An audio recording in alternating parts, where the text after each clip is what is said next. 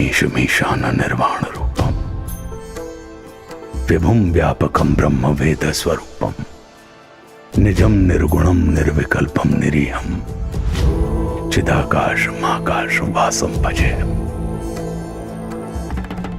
निराकार ओंकार मूलम तुरीयम गिरा ज्ञान गोतीतमीशम गिरीशम करालम महाकाल कालम कृपालम गुणागार संसार पारम नतो।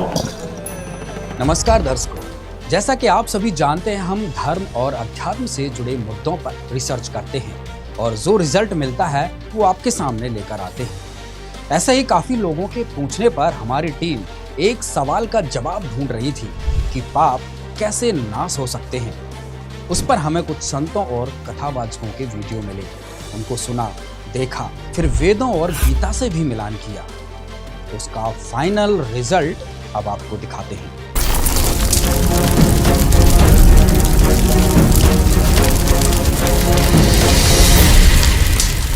प्रिय दर्शकों, इस रिसर्च को हमारी टीम ने 2 ऑपरेशंस में कंप्लीट किया है। ऑपरेशन नंबर 1 में तथ्यों की जांच करेंगे और ऑपरेशन नंबर 2 में उन तथ्यों का सच बताएंगे। तो चलिए शुरू करते हैं। ऑपरेशन नंबर 1 में रिसर्च के दौरान एक बात सामने आई कि आज के दौर में सबसे ज्यादा झूठ का व्यापार कथावाचकों का चल रहा है। झूठ की इस मंडी में सौदागर कोई और नहीं, हम हिंदू ही हैं, जो इनके सफेद झूठ को लाखों करोड़ों रुपए देकर खरीद रहे हैं। रुपए ही नहीं, हमने अपना जीवन ही इन पर कुर्बान करके बर्बाद कर दिया है।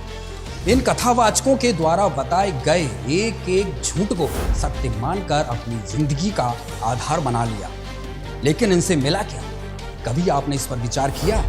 आपने कभी विचार नहीं किया होगा, लेकिन अब आपको हम दिखाएंगे आपको मिल क्या रहा है और आपको मिलना क्या चाहिए। आइए शुरू करते हैं और सबसे पहले बात करते हैं देवकीनंदन जी। जी हाँ, हिंदू कथावाचक देवकीनंदन ठाकुर जी को आज कौन नहीं जानता। देवकीनंदन जी ठाकुर जी अब तक हजारों कथाएं कर चुके हैं और इनकी कथा सुनने के लिए लाखों भक्तों की भीड़ जुटती है। ये अपनी कथाओं में जनता को क्या ज्ञान देते हैं, अभी आपको दिखाते हैं। आज की वीडियो देखकर जो सचमुच भगवान से प्रेम करता है वो जरूर अपने जीवन की दिशा को भगवान की ओर मोड़ लेगा, और जो सब कुछ समझकर भी विचार नहीं करेंगे उनके लिए कबीर साहेब जी की वाणी है, जानबूझ सांची तजे, करे झूठ से ने, ताकि संगत है प्रभु स्वप्न में भी न दे। तो जैसा कि हमने पहले बताया कि आपको इन कथावाचकों से क्या मिल रहा है, पहले वो देख लेते हैं। तो सबसे पहले हम जानते हैं पाप कैसे नाश हो सकते हैं। इस प्रश्न पर देवकीनंदन जी के क्या विचार हैं? जितने लोगों का दिल दुखाया है उन सबको याद कर करके पार्थिव शिवलिंग का निर्माण करो। अब तक जो अपराध हुए हैं उन सब अपराधों को याद कर करके आप पार्थिव शिवलिंग का निर्माण करो। जिन जिन पापों को याद करके आप पार्थिव शिवलिंग का निर्माण करेंगे वो पाप उसी एक शिवलिंग के साथ जलकर भस्म हो जाएगा। इस वीडियो में देवकीनंदन जी बता रहे हैं शिवलिंग बनाने के साथ साथ पाप भी भस्म हो जाते हैं। अब दूसरी वीडियो में देखते हैं। जन्म जन्मांतर के पापों को नष्ट करना चाहते हैं तो मात्र 1 लोटा जल शिव जी पे नित्य चढ़ाओ। तुम सिर्फ अपनी लगन के साथ शिवलिंग पर जल चढ़ाते रहना। मात्र 1 लोटा साधारण सा जल शिव जी पे चढ़ाते जाओ। मैं वादा करता हूं तुम्हें अपने किसी भी बात का जवाब नहीं देना होगा। देवकीनंदन जी ने 2 वीडियो में 2 अलग अलग समाधान बताए। देवकीनंदन जी की इस बात की पुष्टि करने के लिए हमने वेदों और गीता को भी खंगाला, लेकिन इस बात का कोई पुख्ता प्रमाण नहीं मिला। तो सवाल खड़ा हुआ कि फिर क्या देवकीनंदन जी झूठ बोल रहे हैं? लेकिन विश्वास नहीं हुआ कि इतने बड़े कथावाचक हैं, लाखों रुपए कथा के लेते हैं, ऐसे तो झूठ बोल नहीं सकते लाखों लोगों के सामने। फिर हमारी टीम ने इनके कुछ और वीडियो देखे, उसको देखकर हम हैरान रह गए। आप भी देखिए। दर्शकों, हमारी गुजारिश है अपने पूरे होश हवास में वीडियो को देखना, क्योंकि देवकीनंदन जी के ज्ञान से आपके दिमाग की बत्ती जलने वाली नहीं बल्कि बुझने वाली है। आप जैसा कर्म करेंगे आपको हर हालत में उस कर्म का फल भोगना पड़ेगा। एनी हाउ आपके किए हुए कर्म से आपको कोई बचा नहीं सकता। हमारे शास्त्रों में कहा है तुम्हारे कर्म का फल तुम्ही को भोगना पड़ेगा। इस अज्ञानता से भरे वीडियो की सच्चाई जानने के लिए असली ज्ञान को आपके सामने लाना हमारे लिए बड़ा मुश्किल काम था, लेकिन बड़ी मशक्कत के बाद हम सत्य तक पहुंच गए, जिसके लिए हमें संत रामपाल जी महाराज की वीडियो का सहारा लेना पड़ा। क्योंकि झूठ का व्यापार इतना फल फूल रहा है कि उसमें सच को ढूंढना इतना मुश्किल बन गया है कि जैसे कोयले की खदान से हीरे को निकालना। देवकीनंदन जी के पहले ऊपर के 2 वीडियो देखे जिसमें उन्होंने शिवलिंग पूजा से पाप नष्ट होना बताया। जिन जिन पापों को याद करके आप पार्थिव शिवलिंग का निर्माण करेंगे, वो पाप उसी एक शिवलिंग के साथ जलकर भस्म हो जाएगा। तुम सिर्फ अपनी लगन के साथ शिवलिंग पर जल चढ़ाते रहना। मात्र 1 लोटा साधारण सा जल शिव जी पे चढ़ाते जाओ। मैं वादा करता हूं तुम्हें अपने किसी भी बात का जवाब नहीं देना होगा। उसके बाद के वीडियो देखे, उसमें उन्होंने बताया कि अपने कर्मों का फल तो भुगतना ही पड़ेगा। आप जैसा कर्म करेंगे आपको हर हालत में उस कर्म का फल भोगना पड़ेगा। एनी हाउ, आपके किए हुए कर्म से आपको कोई बचा नहीं सकता। हमारे शास्त्रों में कहा है तुम्हारे कर्म का फल तुम्ही को भोगना पड़ेगा। अब यहाँ पर सोचना पड़ेगा, क्या देवकीनंदन जी वाकई झूठ का व्यापार करते हैं? यदि ऐसा नहीं है तो अलग अलग वीडियो में अलग अलग ज्ञान क्यों दे रहे हैं? खुद की ही बात का खंडन कर रहे हैं। दर्शकों, हमारी रिसर्च चल ही रही थी कि देवकीनंदन जी की एक वीडियो और हाथ में, जिसे देखकर पूर्ण रूप से सिद्ध हो गया कि देवकीनंदन जी कोई साधारण व्यक्ति नहीं है, बल्कि भक्ति और भगवान के विधान के खिलाफ बोलने वाले झूठ की मंडी के सबसे बड़े सरदार हैं। और इनकी झूठ को खरीदने वाले आप हैं, ये पूरा हिंदू समाज है। क्या हम हिंदू इतने अंधे हो चुके हैं कि आपके सामने कोई भगवान के नाम पर झूठ बोले जा रहा है और कोई प्रश्न करने वाला नहीं है? पहले आपको ये वीडियो दिखा देते हैं। चैत्र मास की कृष्ण पक्ष की जो एकादशी है उसे पाप मोचनी एकादशी कहते हैं। ब्रह्मा जी ने कहा था, हे नारद, ये जो पाप मोचनी एकादशी है ये बड़े बड़े पापों का नाश करने वाली है। बड़े बड़े साप भी इससे मुक्त हो जाते हैं। इस एकादशी का व्रत चैत्र मास की कृष्ण पक्ष की एकादशी, जिसे पाप मोचनी एकादशी कहते हैं। दर्शकों, सुना आपने? पाप मोचनी एकादशी से बड़े पाप भी माफ हो जाते हैं। फिर देवकीनंदन जी एनी हाउ क्यों कर रहे थे? आप जैसा कर्म करेंगे आपको हर हालत में उस कर्म का फल भोगना पड़ेगा। एनी हाउ, फिर देखिए, आप जैसा कर्म करेंगे आपको हर हालत में उस कर्म का फल भोगना पड़ेगा। एनी हाउ, अब ये देखिए, चैत्र मास की कृष्ण पक्ष की जो एकादशी है उसे पाप मोचनी एकादशी कहते हैं। ब्रह्मा जी ने कहा था, हे नारद, ये जो पाप मोचनी एकादशी है ये बड़े बड़े पापों का नाश करने वाली है। बड़े बड़े साप भी इससे मुक्त हो जाते हैं। इस एकादशी का व्रत चैत्र मास की कृष्ण पक्ष की एकादशी, जिसे पाप मोचनी एकादशी कहते हैं। अभी आप आगे भी देखते चलिए। इनको हिंदू समुदाय परम संत मानती है। देश विदेश में कथा करके सनातन धर्म का परचम लहरा रहे हैं, ऐसा लोगों का भ्रम है। और इनके ज्ञान की कीमत देखिए, 2 कौड़ी भी नहीं। और आप 15-20 लाख रुपए देकर इन्हें बुलाते हैं, कथा करवाते हैं और अपना मोक्ष मान लेते हैं। अब सुनिए दूसरी वीडियो में देवकीनंदन जी क्या बता रहे हैं। ओम नमः शिवाय, इस मंत्र का जाप करने से हम उतने पाप कर नहीं सकते जितना ये पापों को नष्ट करने में सक्षम है ये मंत्र। लो सुन लो बात। अब देवकीनंदन जी कह रहे हैं कि जितने पाप आप नहीं कर सकते उससे कहीं अधिक पाप ओम नमः शिवाय मंत्र समाप्त करने में सक्षम है। ये ज्ञान देवकीनंदन जी द्वारा जनता में दिया जा रहा है। अब समझ में आया कि लोग इतने ज्यादा पाप करने क्यों लगे हैं। अब तो कोई पाप से डरता ही नहीं है। बचपन से हम सभी सुनते आ रहे हैं कि कोई गलत काम हमसे हो जाता था तो बड़े लोग कहते थे ऐसा नहीं करना है, इससे पाप लगेगा, तो वह गलती आगे नहीं करते थे। लेकिन अब सब उल्टा हो गया, जिससे कहो कि ऐसा ना करो पाप लगेगा, वही जवाब देता है लगने दो। अब इसका कारण सामने आया है कि देवकीनंदन जैसे गुरुओं ने इतना ज्ञान दे दिया कि पाप करते ही खत्म हो जाएंगे, फिर किसी पाप से क्यों डरना। और जब आपके पाप कर्मों का फल मिलने लगेगा तब देवकीनंदन जी आपको ये बोलेंगे, सह लो ये सोच के कि मेरे ही पापों का फल होगा। अच्छा है मेरा प्रारब्ध कट जाएगा। थोड़ा सा भी बुखार आ जाए पूरी दुनिया को फोन कर करके दुखी कर देते। अरे सह लो, प्रारब्ध है, क्या जरूरत है दुनिया में ढिढोरा पीटने की? कोई आवश्यकता नहीं है। दर्शकों, देवकीनंदन जी की ये बात सुनकर यदि कोई व्यक्ति वाकई में भक्ति और भगवान को चाहने वाला होगा तो ये बात सुनकर उसको हार्ट अटैक आ सकता है, सदमे में जा सकता है। क्योंकि जिसने बचपन से लेकर जवानी बुढ़ापे तक इन कथावाचकों पर विश्वास किया, अपना सारा जीवन बर्बाद कर दिया, उसका फल मिला ये। सह लो ये सोच के कि मेरे ही पापों का फल होगा। अच्छा है मेरा प्रारब्ध कट जाएगा। दर्शकों, जैसा आपको पहले कहा था, इस झूठ को खरीदने वाले सौदागर आप ही हैं। इनके झूठ के बाजार में गोता लगा रहे हैं, सब कुछ बर्बाद कर रहे हैं, अपना पैसा भी और अपना जीवन भी। और अंत में आपको मिला क्या? जीवन का सत्यानाश, आस्था से खिलवाड़, पैसों की बर्बादी, समय की बर्बादी। दर्शकों, ऑपरेशन नंबर 1 से निष्कर्ष निकलता है कि इन कथा वाचकों के पास कोई समाधान नहीं, कोई भक्ति नहीं जिससे आपके पाप नष्ट हो सके।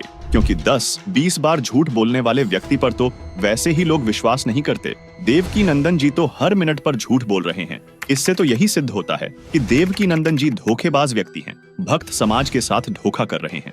जैसा कि आपको प्रारंभ में बताया कि इनसे आपको मिला क्या, वो आपको विस्तार के साथ बता दिया, और आपको मिलना क्या चाहिए था, अब वो आपको प्रमाण के साथ दिखाएंगे।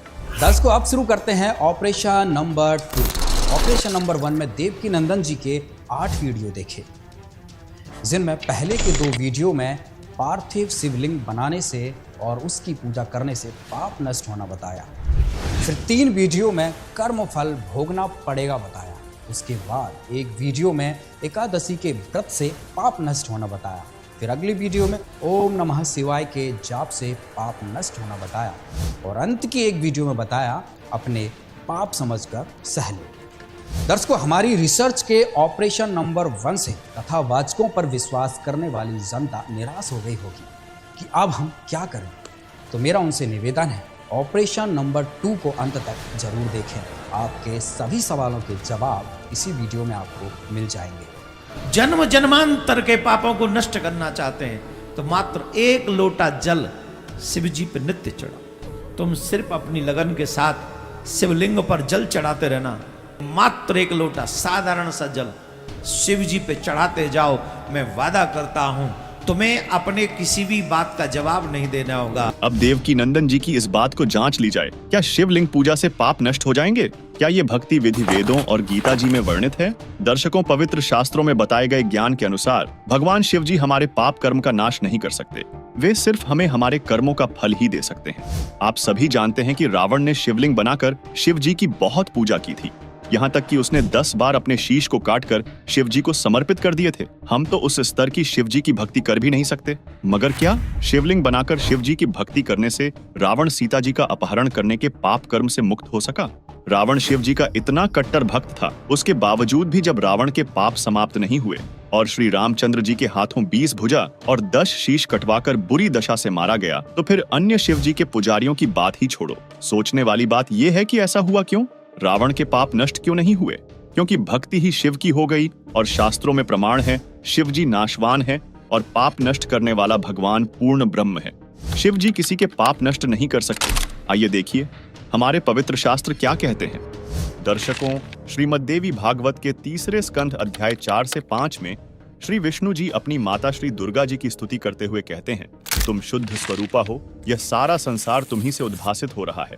मैं विष्णु, ब्रह्मा और शंकर, हम सभी तुम्हारी कृपा से ही विद्यमान हैं। हमारा आविर्भाव अर्थात जन्म और तिरोभाव अर्थात मृत्यु हुआ करता है, अर्थात हम तीनों देव नाशवान हैं।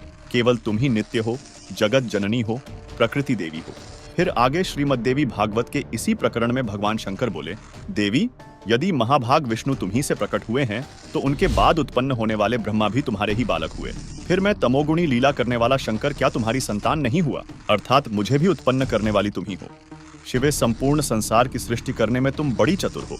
इस संसार की सृष्टि, स्थिति और संहार में तुम्हारे गुण सदा समर्थ हैं। उन्हीं तीनों गुणों से उत्पन्न हम ब्रह्मा, विष्णु एवं शंकर नियमानुसार कार्य में तत्पर रहते हैं, जिससे यह सिद्ध होता है कि ब्रह्मा, विष्णु और शिवजी का जन्म मृत्यु होता है, यानी ये नाशवान है। दूसरा, इनकी माता दुर्गा हैं। तीसरा, ये केवल नियमानुसार कार्य कर सकते हैं, यानी किसी के जीवन में सुख है तो सुख ही प्रदान करेंगे और दुख है तो दुख ही प्रदान करेंगे, उसमें कोई परिवर्तन नहीं कर सकते। अर्थात किसी के प्रारब्ध कर्म में, संचित कर्म में और क्रियावान कर्म में भी परिवर्तन नहीं कर सकते। दर्शकों, इस छोटे से तथ्य से स्पष्ट हो गया है कि आप शिवलिंग में जल चढ़ाओ या शिवलिंग बनाओ, उससे कोई लाभ नहीं हो सकता और ना ही उससे पाप नाश हो सकते। अब आप इसका सिर पूजो, चाहे लिंग पूजो, चाहे इसके पैर पूज लो, रहना काल के जाल में ही है। देवकी नंदन जी से यही प्रार्थना है। कुछ भी बोलने से पहले कुछ सोच तो लो, दिमाग से काम तो लो। ये भगवान ही नाशवान है तो इसका कुछ भी पूज लो। क्यों दुनिया को मूर्ख बना रहे हो? शास्त्र विरुद्ध भक्ति करवाकर खुद भगवान के अपराधी बन रहे हो और भक्त समाज को नरक में धकेल रहे हो। दर्शकों, हम भक्ति इसलिए करते हैं ताकि हमारे पाप का नाश हो सके। यदि भक्ति करने से हमारे पाप नष्ट नहीं होंगे तो भक्ति करने का क्या फायदा?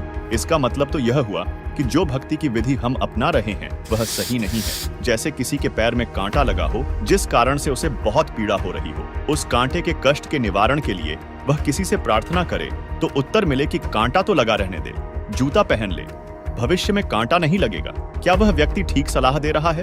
क्योंकि कांटा लगे पैर में जूता पहना ही नहीं जा सकता। पहले कांटा निकले, फिर वह इस डर से जूता पहनेगा कि कहीं दोबारा कांटा न लग जाए।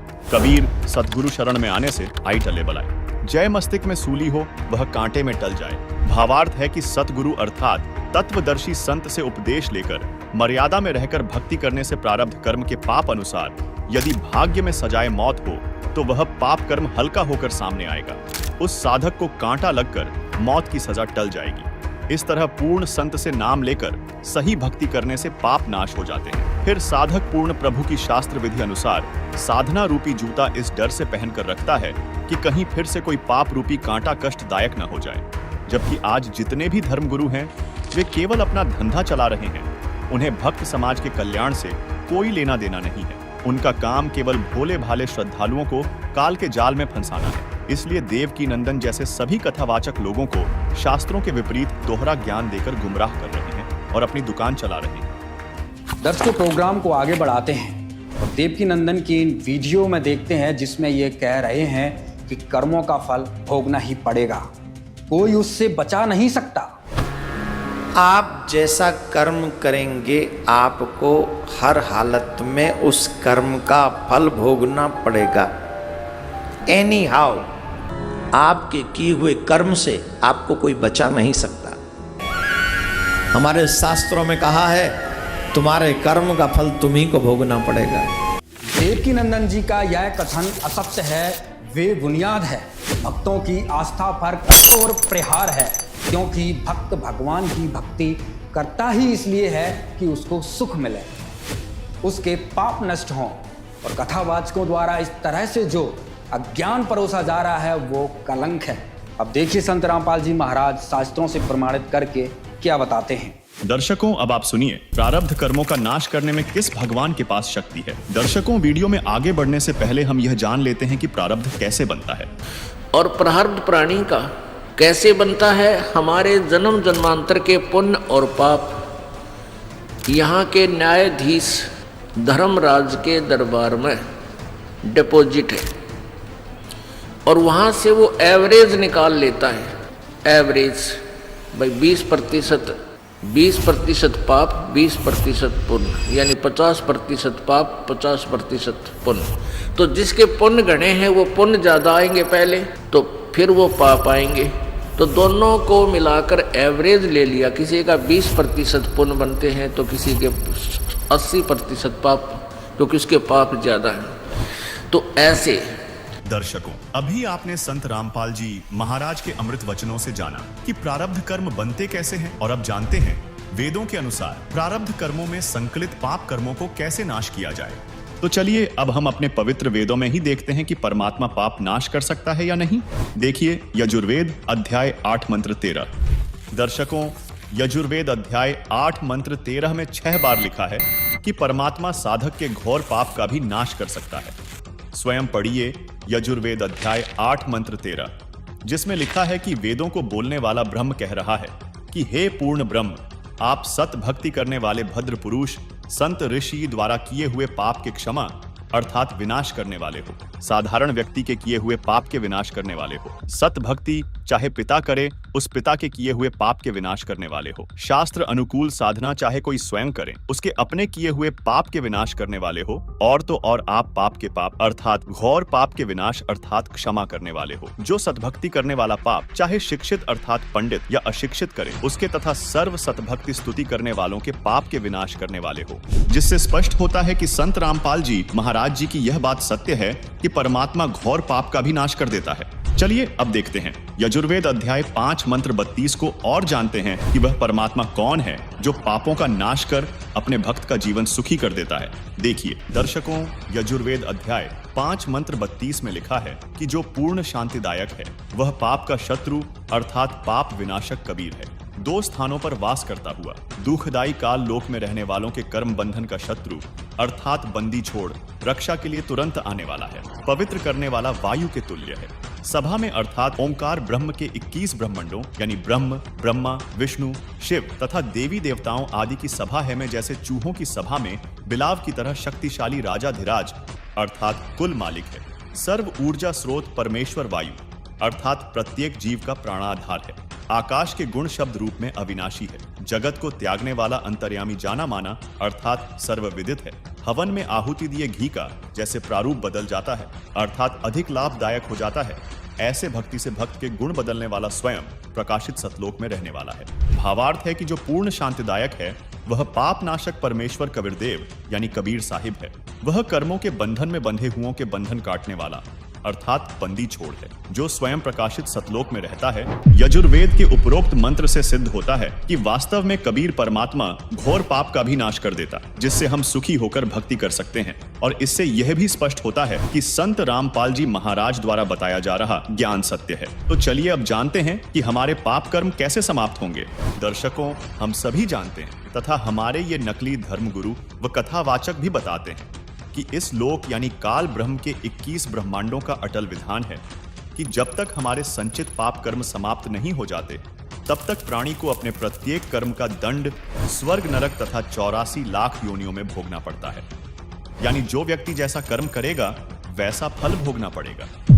जबकि पवित्र यजुर्वेद अध्याय 8 मंत्र 13 में आपने पढ़ा कि परमात्मा घोर पाप का भी नाश कर सकता है। एक बार पुनः पढ़िए यजुर्वेद अध्याय 8 मंत्र 13 को, जिसमें लिखा है कि वेदों को बोलने वाला ब्रह्म कह रहा है कि हे पूर्ण ब्रह्म, आप सद्भक्ति करने वाले भद्र पुरुष संत ऋषि द्वारा किए हुए पाप के क्षमा अर्थात विनाश करने वाले हो। साधारण व्यक्ति के किए हुए पाप के विनाश करने वाले हो। सतभक्ति चाहे पिता करे, उस पिता के किए हुए पाप के विनाश करने वाले हो।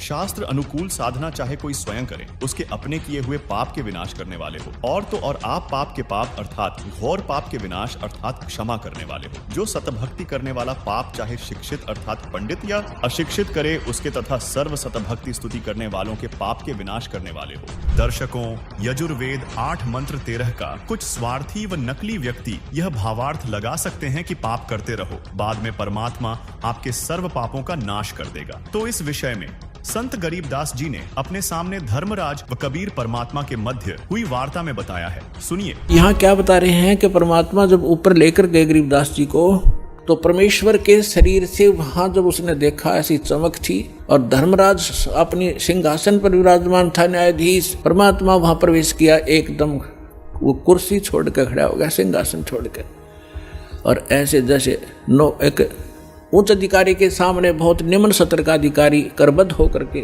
सावधान हो जाता है और वो डांट लगाता है।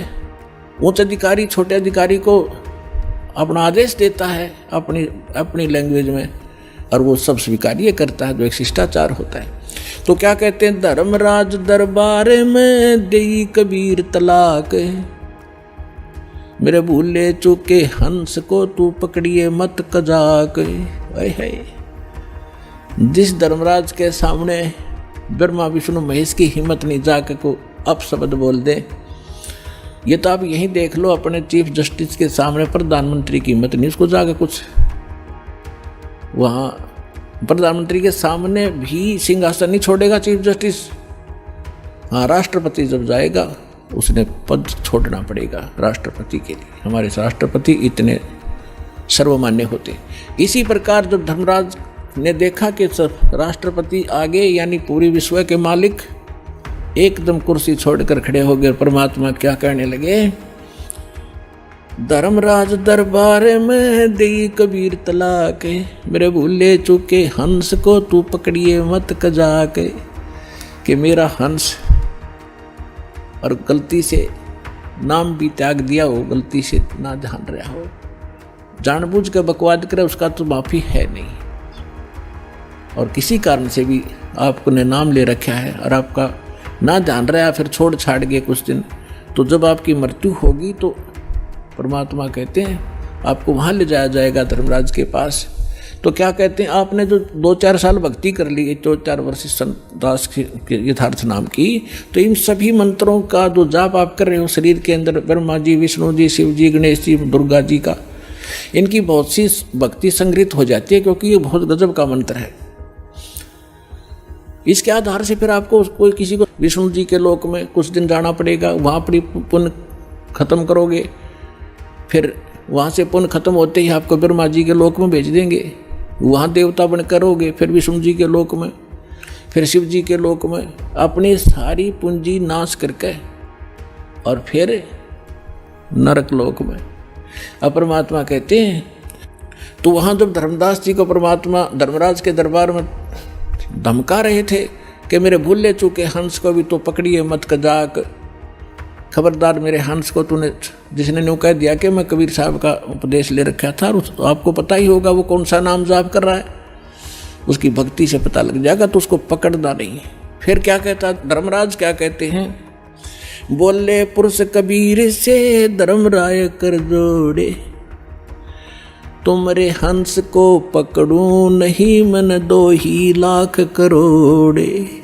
ने बोला जी आपके हंस न मैं नहीं पकड़ सकता, मैंने दोहाई है, लाख करोड़ दवाई। फिर क्या बताता, अपनी व्यवस्था, अपनी मजबूरी बता रहा है कि यहाँ का विधान है, जैसा कर्म जिसने किया है वो भोगना पड़ेगा। अब मेरे वो कागजों में होगा, तो यहाँ तो परमात्मा इस लिखत का हिसाब चलता है, जिसने जैसा कर्म किया वो भोगना पड़ेगा। आपकी शरण माने से पहले उस प्राणी ने जो आपसे बिछुड़ गया, उसके पाप भी होंगे, पुण्य भी होंगे, तो मुझे तो दोनों का ही दंड देना पड़ेगा। तो परमात्मा क्या कहते हैं, धर्मधारी जारी नरा और भांग तमाकू खाही, यानी पहले कितनी गलती कर रखी है इसने। मद आहारी शराब पीने वाले, यानी और भी बहुत सी गलतियां जो कर दी हों, तमाकू भांग खाते हों, और पर्दा पर घर तकें, दूसरे की पत्नी में पूरी नीयत रखते हैं, दूसरे के घर को तकते हैं, यानी चोरी दाव लगाते हैं, उनको पकड़ूं के नहीं। आपकी शरण माने से पहले जिन्होंने जो गलतियां ये कर रखी हैं दाता, उनको पकड़ूं के नहीं। मदहारी जारी नरा जो भांग तमाकू खाही, परदारा पर घर तकें जिनको लो अकनाही। धर्मराय विनती करे सुनियो पुरुष कबीर, हे भगवान कबीर सुनियो, जिनको तो पकड़ने पड़ेंगे और जड़नी पड़े जंजीर। अब परमात्मा क्या कहते हैं, कर्मों से तीरथ हैं अब हैं जो शरण कबीर, जिनको निश्चय मारे हूँ और काटो बल तकसीर। यानी परमात्मा क्या कहते हैं, पहले किए सो बकस हूँ आगे करे ना कोई, गरीबदास कबीर कहे धर्मराय सो नाम रटे मम सोई। ये कर्म ब्रह्म ब्रह्मंड के मैं पल में करहूँ नेश, जिन हमरी दो ही दी सो करो हमारे पेश। अपने आत्माओं अध्यात्म ज्ञान का तभी छींट भी नहीं थी अपने पास। इस जैसे आप देखते हो प्रत्येक देश में, प्रत्येक देश का एक राजदूत भवन होता है, ऐसे ही परमात्मा ने प्रत्येक ब्रह्मांड में अपना एक राजदूत भवन बना रखा है। और जो यहाँ ऐसा कहता है कि मैं तो ऐसे ऐसे भगवान कबीर साहब का भक्त हूँ, और आप मेरा कोई अकाउंट नहीं कर सकते। तो परमात्मा कहते हैं कर्म भ्रम ब्रह्मंड के मैं पल में कर हूँ नेस, 1 मिनट में नष्ट कर दूंगा तेरे, तूने ये बकवास जो इस जीव से करवा रखी है, तूने करवाए सारे उल्टे कर्म इससे, अज्ञान भर के इसके अंदर। और जिसने मेरा नाम लिया, मेरी दुहाई दी कि इस हृदय से जो पुकारेगा वहाँ के, मैं तो भगवान कबीर साहब का शिष्य था, उनका बच्चा हूँ, आप मुझे कैसे ले आई यहाँ पर। तो उनको मेरे पास, मेरे राजदूत भवन में करो हमारे पेश, तो उसका अकाउंट भी नहीं लेना, खबरदार, परमात्मा ने यहाँ तक बोल दिया। दर्शकों, अभी आपने धर्मराज और कबीर परमात्मा के मध्य हुई वार्ता को सुना, जिसमें संत गरीबदास जी ने स्पष्ट किया है कि गरीब पहले किए वो बख्श हूं, आगे करे ना कोई। कबीर कह धर्मराय से, नाम रटई मम सोई, गरीब कर्म भ्रम ब्रह्मंड के, पल में करहूं नेश, जिन हमरी दो ही दई, सो करो हमारे पेश। यानी कबीर परमात्मा धर्मराज से कहते हैं कि जो पाप कर्म मेरी शरण में आने से पहले किए थे उनको क्षमा कर दूंगा, आगे वह भक्त पाप कर्म नहीं करेगा। अर्थात जो हमारी सच्ची भक्ति पूर्ण संत से लेकर करेगा उसके सर्व पाप नाश कर दूंगा। तथा कबीर परमेश्वर ने पुनः कहा कि इस काल लोक के सर्व संचित वर्तमान व प्रारब्ध कर्म जो भ्रमित करके कराए गए हैं, मैं अपने भक्त के उन सब पाप कर्मों को एक क्षण में नष्ट कर दूंगा। जिन्होंने मेरी दुहाई दी है, यानी पुकार कर कहा है कि हम कबीर परमेश्वर के भक्त या भक्तमती हैं, उनका हिसाब अर्थात कर्मों का लेखा जोखा भी तू मत लेना, बल्कि उनको मेरे दरबार में त्रिकुटी पर बने सतगुरु स्थान पर पेश कर देना। उनके कर्मों का हिसाब मैं स्वयं करूंगा। दर्शकों, अभी आपने देखा कि इन नकली धर्मगुरुओं, कथावाचकों की कपोल कल्पित कहानियों के विपरीत यजुर्वेद अध्याय 8 मंत्र 13 कहता है कि परमात्मा घौर से घौर पाप का भी नाश कर देता है। और यजुर्वेद के इसी उल्लेख को प्रमाणित करते हुए पूर्ण परमात्मा कबीर जी अपने विधान में बताते हैं, कबीर जब ही सत्य नाम हृदय धरा, भयो पाप का नाश, मानो चिंगारी अग्नि की पड़ी पुराने घास। अर्थात जिस समय साधक को सतनाम अर्थात वास्तविक नाम मंत्र पूर्ण गुरु से मिल जाता है और वह साधक पूर्ण परमात्मा की भक्ति अर्थात सतनाम का स्मरण आजीवन मर्यादा में रहकर करता है, तो उसके सर्व पाप कर्म ऐसे नष्ट हो जाते हैं जैसे सूखे घास के बहुत बड़े ढेर को अग्नि की छोटी सी चिंगारी जलाकर भस्म कर देती है, उसकी राख को हवा उड़ाकर इधर उधर कर देती है। ठीक इसी प्रकार पूर्ण परमात्मा की भक्ति का सतनाम मंत्र रूपी अग्नि घास के ढेर रूपी पाप कर्मों को भस्म कर देता है, जो दुखों का मूल है, जिससे साधक सुखी हो जाता है। यानी सच्चे संत के द्वारा बताई गई पूर्ण परमात्मा कबीर साहिब की शास्त्र अनुकूल सच्ची भक्ति करने से प्रारब्ध कर्म नहीं भोगना पड़ेगा। दर्शकों, अभी आपने देखा कबीर परमात्मा हमारे सभी पाप कर्मों का नाश कर देते हैं, जो आपको वेदों से प्रमाणित किया गया। आइए अब देखते हैं इस विषय में संत रामपाल जी महाराज क्या बताते हैं, ध्यान से सुनिएगा। हमारा आपस का संस्कार अंत नहीं होगा तब तक हम मुक्त नहीं हो सकते, फ्री नहीं हो सकते। उसके लिए परमात्मा ने विधान बताया है कि एक ऐसा मंत्र दूंगा, उस मंत्र की कमाई से आपके पुण्यों का तो ढेर लग जाएगा और जो पाप आपके होंगे उनको मैं कैंसिल करूंगा अपने कोटे ते, अपनी ताकत ते, आपकी श्रद्धा देख के, आपकी आस्था देख के। कहते हैं जब ही सतनाम हृदय धरो, भयो पाप को नाश, और जैसे चिंगारी अग्नि की भाई पड़े पुराने घास, तो 1000 टन सूखा घास पड़ा हो और उसमें एक माचिस की सीख जला कर लगा दे, सारे को फूंक करके ढेर बना देगी, राख बना देगी और चलेगी तेज हवा, उसको उठाकर कहीं की कहीं फेंक का होगी, फील्ड क्लियर हो जाएगा। तो कहते हैं जैसे सूरज के आगे बदरा ऐसे कर्म छयारे, और प्रेम की पवन करे चितमंजन झलके तेज नयारे। आत्मा और परमात्मा के बीच में आपके इन पाप कर्मों का के बादल छा गए, इनको प्रेम की पवन और करे चितमंजन झलके तेज नयारे। जैसे सूरज के आगे बादल ऐसे कर्म छयारे, और प्रेम की पवन करे चितमंजन फिर झलके तेज नयारे।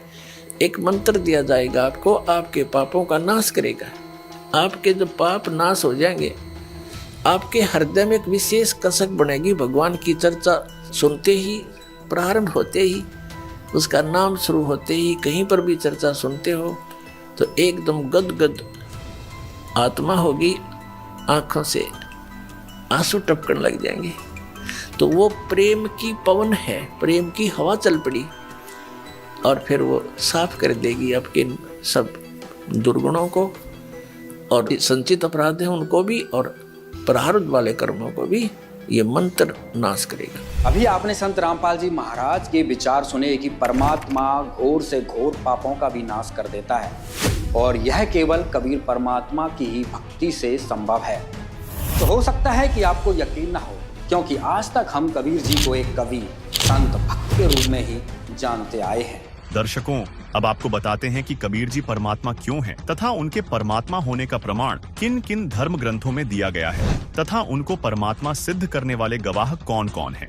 जैसे हमारे देश के प्रधानमंत्री के शरीर का नाम तो अन्य होता है और पद का नाम प्रधानमंत्री होता है, ठीक इसी प्रकार कबीर परमात्मा अर्थात कबीर देव सतलोक में सतपुरुष रूप में सिंहासन पर राजा के समान विराजमान हैं, जो कि चारों युगों सतयुग, त्रेता युग, द्वापर युग और कलयुग में सह शरीर प्रकट होते हैं। सतयुग में सत सुकृत कह टेरा, त्रेता नाम मुनीन्द्र मेरा, द्वापर में करुणामय कहाया, कल युग नाम कबीर धराया। कबीर परमात्मा सतयुग में सत सुकृत नाम से आए, त्रेता युग में मुनीन्द्र ऋषि रूप में आए, द्वापर युग में करुणामय नाम में आए, तथा कलयुग के 49,106 वर्ष बीत जाने के बाद सन 1398 में कबीर परमात्मा आध्यात्मिक शिक्षा का केंद्र माने जाने वाली प्रसिद्ध काशी नगरी में अपने वास्तविक कबीर नाम से प्रकट हुए, तथा वेदों में वर्णित परमात्मा की लीला के अनुसार कवियों की तरह आचरण करते हुए अपने तत्व ज्ञान का प्रचार दोहों कविताओं के माध्यम से करना प्रारंभ किया। दर्शकों, यहाँ आपको स्पष्ट कर दें कि जिस तरह तुलसीदास जी ने रामचरितमानस के बालकांड दोहा 143 की चौपाई 3 में वेद को वेद लिखा है, ठीक इसी प्रकार वेदों में परमात्मा का नाम कबीरदेव है, जिन्हें स्थानीय भाषा में संतों ने कबीर साहिब कहा है, तथा संस्कृत में कबीर को कबीर ही लिखा जाता है। यह संस्कृत के इन विद्वानों द्वारा ही लिखा गया है। दर्शकों, अब देखिए कबीर परमात्मा के ढेरों प्रमाण ऋग्वेद से। ऋग्वेद मंडल 9 सूक्त 31 मंत्र 2, ऋग्वेद मंडल 9 सूक्त 20 मंत्र 1, ऋग्वेद मंडल 9 सूक्त 96 मंत्र 17, ऋग्वेद मंडल 9 सूक्त 86 मंत्र 26, ऋग्वेद मंडल 9 सूक्त 82 मंत्र 2, ऋग्वेद मंडल 1 सूक्त 1 मंत्र 5, ऋग्वेद मंडल 1 सूक्त 11 मंत्र 4, ऋग्वेद मंडल 1 सूक्त 188 मंत्र 1। दर्शकों, अब देखिए कबीर परमात्मा के ढेरों प्रमाण यजुर्वेद से। यजुर्वेद अध्याय 40 मंत्र 8, यजुर्वेद अध्याय 5 मंत्र 32, यजुर्वेद अध्याय 29 मंत्र 25, यजुर्वेद अध्याय 28 मंत्र 34। दर्शकों, अब देखिए कबीर परमात्मा के ढेरों प्रमाण सामवेद से। सामवेद मंत्र संख्या 30, सामवेद मंत्र संख्या 359, सामवेद मंत्र संख्या 822, सामवेद मंत्र संख्या 920, सामवेद मंत्र संख्या 935, सामवेद मंत्र संख्या 968, सामवेद मंत्र संख्या 1094, सामवेद मंत्र संख्या 1131, सामवेद मंत्र संख्या 1175, सामवेद मंत्र संख्या 1204, सामवेद मंत्र संख्या 1250, सामवेद मंत्र संख्या 1286, सामवेद मंत्र संख्या 1318, सामवेद मंत्र संख्या 1400, सामवेद मंत्र संख्या 1562, सामवेद मंत्र संख्या 1711, सामवेद मंत्र संख्या 1774। दर्शकों, अब देखिए कबीर परमात्मा के ढेरों प्रमाण अथर्व वेद से। अथर्व वेद कांड 4 अनुवाक 1 मंत्र 7, अथर्व वेद कांड 5 अनुवाक 1 मंत्र 5, अथर्व वेद कांड 5 अनुवाक 12 मंत्र 1, अथर्व वेद कांड 5 अनुवाक 13 मंत्र 1, अथर्व वेद कांड 7 अनुवाक 14 मंत्र 1, अथर्व वेद कांड 8 अनुवाक 3 मंत्र 20, अथर्व वेद कांड 9 अनुवाक 9 मंत्र 15, अथर्व वेद कांड 13 अनुवाक 1 मंत्र 11, अथर्व वेद कांड 18 अनुवाक 3 मंत्र 63, अथर्व वेद कांड 20 अनुवाक 77 मंत्र 3। दर्शकों, अभी आपने चारों वेदों से कबीर परमेश्वर जी का प्रमाण देखा। आइए अब देखते हैं अन्य सदग्रंथों में कबीर साहिब जी का प्रमाण। ये है श्रीमद् भगवद गीता अध्याय 8 श्लोक 9 में कबीर परमेश्वर का स्पष्ट प्रमाण है। ये है रामचरितमानस अयोध्या कांड दोहा 109 की चौपाई 4 में कबीर परमेश्वर की ओर इशारा किया गया है।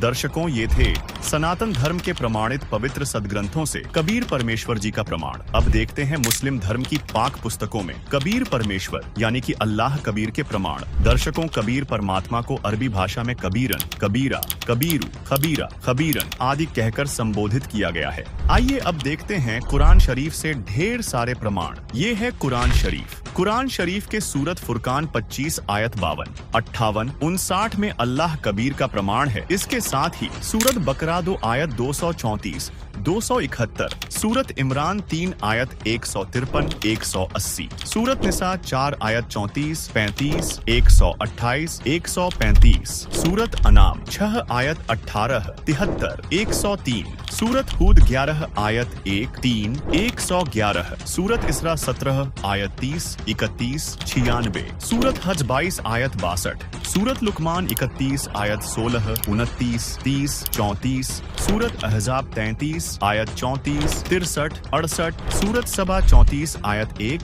23, सूरत फातिर 35 आयत 14, 32, सूरत मुआमिनी 40 आयत 12, सूरत हुजुर्रात 49 आयत 13, सूरत तहरीम 66 आयत 3, सूरत मुल्की 67 आयत 9, 12, 14, सूरत आदियात 100 आयत 11। दर्शकों, अभी आपने इस्लाम धर्म के पवित्र ग्रंथों से प्रमाण देखा कि कबीर परमेश्वर जी हैं। अब देखते हैं ईसाई धर्म की पवित्र पुस्तक बाइबल से कबीर परमेश्वर जी यानी ऑलमाइटी गॉड कबीर का प्रमाण। देखिए, ऑर्थोडॉक्स जूविश बाइबल ईयोब 36 आयत 5। दर्शकों, अब देखते हैं सिख धर्म के पवित्र ग्रंथों में कबीर परमेश्वर यानी कि रब कबीर का प्रमाण। देखिए, यक अर्ज गुफ्तम पेश तो दर घोष कुन करता, हक्का कबीर करीम तू बे परवरदिगार, नानक बुगोयद जनु तुरा तेरे चाकराम पाखाक। गुरु ग्रंथ साहिब पृष्ठ 1350, 487। दर्शकों, अभी आपको चारों धर्मों के पवित्र ग्रंथों से कबीर परमेश्वर जी के प्रमाण दिखाए गए। अब देखते हैं अन्य प्रमाण जिससे सिद्ध होता है कि परमात्मा का नाम कबीर ही है। ये है कबीर सागर। इसमें स्वयं कबीर साहिब जी ने गोरखनाथ से ज्ञान चर्चा के दौरान अपना भेद बताया था। देखिए, ये प्रमाण अवधु अविगत से चल आया, कोई मेरा भेद मर्म नहीं पाया, ना मेरा जन्म न गर्भ बसेरा, बालक नए दिखलाया, काशी नगर जल कमल पर डेरा, तहाँ जुलाहे ने पाया, माता पिता मेरे कछु नहीं, न मेरे घर दासी, जुल्हा को सुत आन कहाया, जगत करे मेरी हांसी, 5 तत्व का धड़ नहीं मेरा, जानू ज्ञान अपारा, सत्य स्वरूपी नाम साहिब का, 100 है नाम हमारा, अधर दीप सतलोक गगन गुफा में, तहाँ निज वस्तु सारा, ज्योति स्वरूपी अलख निरंजन, ब्रह्म भी धरता ध्यान हमारा, हाड़ चाम लोहू नहीं मोरे, जाने सत्य नाम उपासी, तारण तरण अभय पद दाता, मैं हूँ कबीर अविनाशी। दर्शकों, कबीर साहब ने कहा है, नाम संस्कृत में युग दीनी, कलयुग मिश्रित करी दीनी, अरबी संस्कृत मिश्रित कबीरा, हिंदू मुसलमान गुरु पीरा। अर्थात कबीर साहब ने स्वयं कबीर सागर, बोध सागर खंड, अध्याय जीव धर्म बोध के पृष्ठ 2047 में स्पष्ट किया है कि कबीर शब्द अरबी और संस्कृत भाषा के मिश्रण से बना है। इसके अलावा कबीर साहिब की साखी भाग 2 के पृष्ठ 164, 165 पर कबीर, कबीर, कबीरा और कबीर सभी शब्दों का उल्लेख किया गया है। दर्शकों, इन सभी प्रमाणों से प्रमाणित होता है कि अल्लाह रब गॉड भगवान का नाम कबीर है। दर्शकों, अब आपको कबीर परमात्मा के गवाहों से अवगत करवाते हैं जिन्होंने छाती ठोककर अपने अपने कालखंड में गवाही दी है कि परमात्मा कबीर ही है। आइए देखते हैं। सबसे पहले बात करते हैं हजरत मूसा लगभग 1393 1273 ईसा पूर्व प्राचीन मिस्र हजरत मूसा जी की। यहूदी धर्म के प्रवर्तक माने जाने वाले हजरत मूसा जी को उनका अल्लाह उससे अधिक इल्मी अल खिज्र के पास जाकर इल्म ज्ञान प्राप्त करने के लिए कहता है, जिसका जिक्र कुरान शरीफ सुरा काफ 18 आयत 60 से 82 में है। और वह अल खिज्र जो हजरत मूसा को मजमा ए बहरेन में मिला था, वह कोई और नहीं बल्कि स्वयं कबीर जी थे, जो अलग अलग रूप बनाकर अच्छी आत्माओं को मिलते रहते हैं। इसी तरह कबीर परमात्मा हजरत मोहम्मद जी को मक्का सऊदी अरब में मिले, लेकिन मोहम्मद जी ने कबीर परमात्मा के ज्ञान को स्वीकार नहीं किया। इस विषय में संत गरीबदास जी ने कहा है, होते नबी मोहम्मद पीरा, जाकू मुर्शिद मिले कबीरा, उलट मोहम्मद महल पठाया, गुज बीरज एक कलमा धाया, रोजा बंग निवास दई रे, बिस्मिल की नहीं बात कही रे, 4 यार मिल मसलत भीनी, गऊ पकड़कर बिस्मिल की ही, तब हम मोहम्मद याद किया रे, शब्द स्वरूपी बेग गया रे, मुई गऊ हम बेग जिवाई, तब मोहम्मद के निश्चय आई, तुम्हा सत कबीर अलह दरवेशा, मोमिन मोहम्मद का गया अंदेशा। इसके अलावा कबीर परमात्मा हजरत अली सऊदी अरब को मिले, उन्हें कलमा प्रदान किया था। इस बारे में सूक्ष्म वेद में कहा गया है, गरीब अली अल्लाह का शेर है, सीना स्वाफ शरीर, कृष्ण अली एकई कली, न्यारी कला कबीर, गरीब अली अलीलों हो गए, मोहम्मद पदम 50, कबीर एक का एक है, करो तास की आश। अब्राहिम अधम सुल्तान, बल्ख इराक। बल्ख शहर के बादशाह अब्राहिम अधम सुल्तान को कबीर परमात्मा अनेकों बार मिले। तब कहीं जाकर अधम सुल्तान का कल्याण हुआ तथा अपनी पुस्तक मसनवी में सूफी संत रूमी ने इब्राहिम अधम सुल्तान के जीवन का भी वर्णन करते हुए कबीर परमात्मा अर्थात अल खिज्र के मिलने का जिक्र किया है। वही संत गरीबदास जी ने कहा है, हम सुल्तानी नानक तारे, दादू को उपदेश दिया, जात जुलाहा भेद नहीं पाया, काशी माहे कबीर हुआ। दर्शकों, यहाँ सुल्तानी शब्द बलख बुखारे के राजा इब्राहिम अधम सुल्तान के लिए संबोधित किया गया है। मंसूर अली व उसकी बहन शिमली को भी कबीर परमात्मा शम्स तबरेज के रूप में मिले थे, जिसका वर्णन कबीर मंशूर नामक पुस्तक में मिलता है। शेख फरीद मुल्तान पश्चिमी पाकिस्तान को मिले। सूफी संत रूमी कोन्या तुर्की को कबीर परमात्मा शम्स तबरेज के रूप में 15 नवंबर 1244 को कोन्या में मिले, जिसके बाद रूमी ने अपने मुर्शिद गुरु शम्स तबरेज की बड़ाई में लिखी 2 रचनाओं मसनावी और दीवान ए कबीर में भी कबीर परमात्मा अर्थात अल खिज्र का जिक्र किया है। संत नामदेव पुंडरपुर महाराष्ट्र को कबीर परमात्मा एक संत रूप में पुंडरपुर में मिले, उनके साथ अनेक चमत्कार किए। स्वामी रामानंद जी काशी उत्तर प्रदेश को सभी कबीर जी का गुरु मानते हैं, जबकि वास्तविकता यह है कि गुरु परंपरा बनाए रखने के लिए कबीर जी ने गुरु शिष्य की लीला की थी। वास्तव में तो स्वामी रामानंद जी स्वयं कबीर जी को अपना गुरु मानते थे। रामानंद जी ने परमेश्वर कबीर जी के विषय में कहा है, बोलत रामानंद जी सुन कबीर करतार, गरीबदास सब रूप में तुम ही बोलनहार, तुम साहिब तुम संत हो, तुम सदगुरु तुम हंस, गरीबदास तुम रूप बिन और न दूजा अंश, दोहू ठौर है एक तू, भया एक से दोए, गरीबदास हम कारणे उतरे हो मगजोय, तैमूर लंग उज्बेकिस्तान, रोटी तैमूर लंग कू दीन ही, ताते 7 पादशाही लीन ही, गरीब तैमूर लंग को तालिब मिले, एक रोटी की चाह है, जिंदा रूप कबीर धरही, सुनी तैमूर लंग की माए, गरीब तैमूर लंग हुमियों रहे, मन में कुछ न चाह, मौज मेहर मौला करी, दीनिया तख्त बैठाए, गरीब हिंद जिंद सभी दी, सेतबंद लगसीर, गड़गजनी ताबे करी, जिंदा इसम कबीर, गरीब 7 सहीसल नीकली, पीछे डिगमग खयाल, तैमूर लंग और औरंगजेब लंग इन पर नजर निहाल। संत रविदास काशी उत्तर प्रदेश और कबीर जी समकालीन थे। पहले रविदास जी ने रामानंद जी को गुरु बनाया था, लेकिन कबीर परमात्मा की समर्थता से परिचित होकर उन्होंने कबीर जी को अपना गुरु स्वीकार किया था।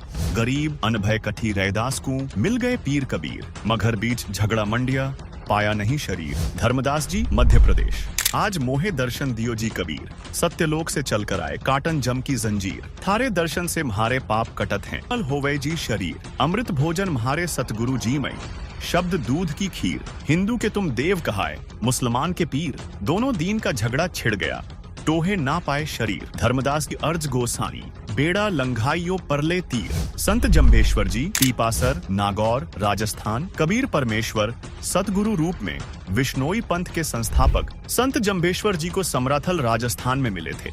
उन्होंने कहा है, जहाँ जहाँ पवन आसन पाणी आसन चंद आसन सूर आसन गुरु आसन समराथले। गुरु नानक देव जी तलवंडी वर्तमान ननकाना साहिब पश्चिमी पाकिस्तान। सिख धर्म की पवित्र पुस्तक भाई बाले वाली जन्म साखी के पृष्ठ 198 पर एक काजी रूकनदीन सूरा के प्रश्न का उत्तर देते हुए श्री नानक देव जी ने कहा है, खालक आदम सिरजिया आलम बड़ा कबीर, कायम दायम कुदरती सिर पीरां दे पीर, सैयदे करे खुदाई नू आलम बड़ा कबीर। दादू दयाल जी कबीर परमात्मा दादू जी को सन 1551 में आमेर राजस्थान में मिले, जिन मोकू निज नाम दिया सोई सतगुरु हमार। दादू दूसरा कोई नहीं, कबीर सृजनहार। मलूक दास जी इलाहाबाद उत्तर प्रदेश। जपोरे मन परमेश्वर नाम कबीर, एक समय गुरु बंसी बजाई कालंदरी के तीर, सुरनर मुनि थक गए रूक गया दरिया नीर। काशी तज गुरु मगहर आए दोनों दीन के पीर, कोई गाड़े कोई अग्नि जरावे ढूंढा न पाया शरीर। 4 दाग से सतगुरु न्यारा अजरो अमर शरीर, दास मलूक सलूक कहत हैं खोजो खसम कबीर। संत गरीबदास जी गांव छुड़ानी जिला झज्जर, हरियाणा। कबीर परमेश्वर संत गरीबदास जी को सन 1727 में मिले। उन्होंने कहा है, अनंत कोटि ब्रह्मांड का एक रति नहीं भार। सतगुरु पुरुष कबीर हैं कुल के सृजनहार। गरीब परमेश्वर एक कबीर है, दूजा नहीं आधार। दास गरीब सकल सृष्टि का, यों ही सृजनहार। गरीब मात पिता जाके नहीं, नहीं जन्म प्रमाण। यौह पूर्ण ब्रह्म कबीर है, करता हंस अमान। गरीब जिस कू कहते कबीर जुलाहा, सब गति पूर्ण अगम अगाहा। संत घीसादास जी गांव खेखड़ा, जिला मेरठ, वर्तमान जिला बागपत, उत्तर प्रदेश।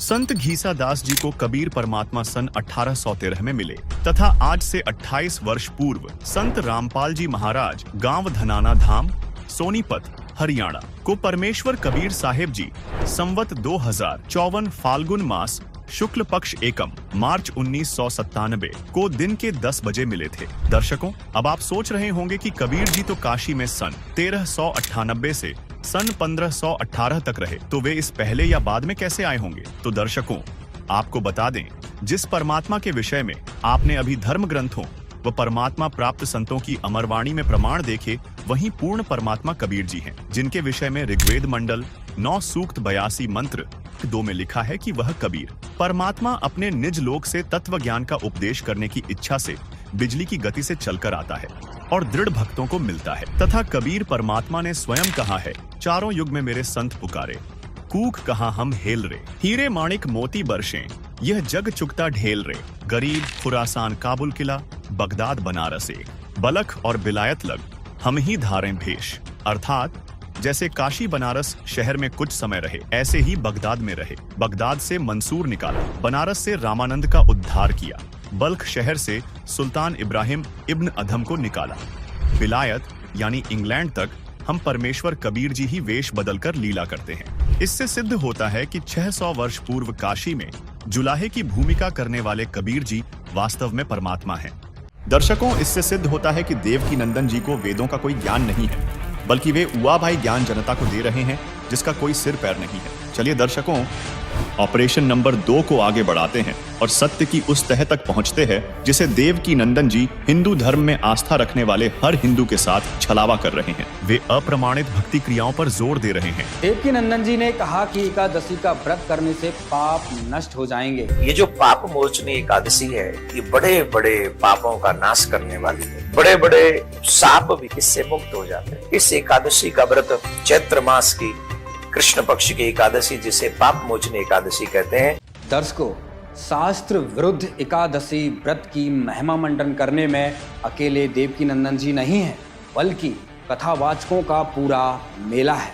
देखिए एक झलक। वैसे तो एकादशी को प्रसाद नहीं पाना चाहिए, अगर शास्त्र मान्यता सुने तो एकादशी को व्रत फल प्रसाद नहीं पाना है। 24 एकादशी अगर वर्ष में कोई करता है तो दूसरे किसी व्रत को उसको आवश्यकता नहीं है, उसका कल्याण होगा। इतने तेजस्वी लोग हैं हमारे पास, गजब बेइज्जती है।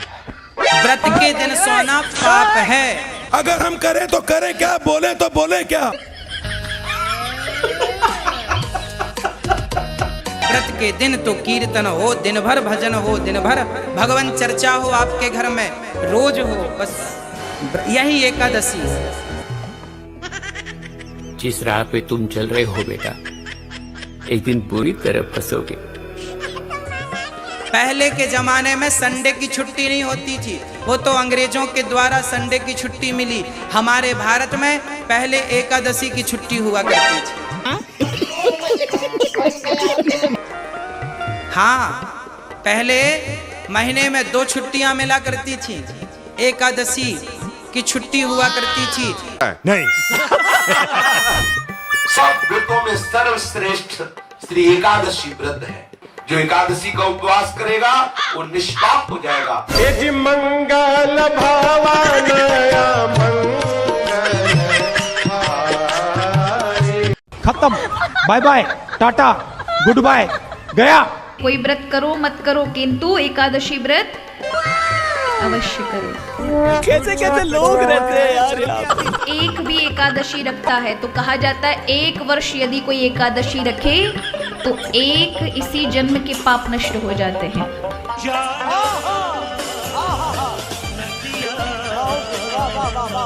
अगर 7 वर्ष कोई रखे तो 7 जन्म के, और 11 वर्ष रखे तो जन्मों जन्मों के पाप नष्ट करने की जिसमें सामर्थ्य है, वो है एकादशी। म्यूजिक।